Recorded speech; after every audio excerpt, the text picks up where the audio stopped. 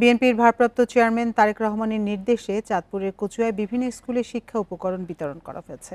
শুক্রবার দিনব্যাপী শিক্ষার্থীদের মাঝে এসব উপকরণ বিতরণ করা হয়।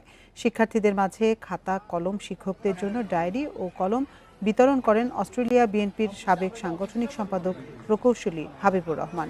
এই ঈদে জামা জুতো অ্যাকসেসরিজের ডিসকাউন্ট।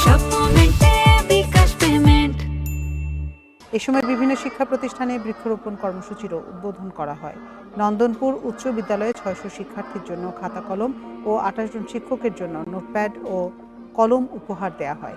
একই সাথে প্রতিটি স্কুলে দৃষ্টিনন্দন বিদেশি ফুল গাছ রোপণ করা হয়।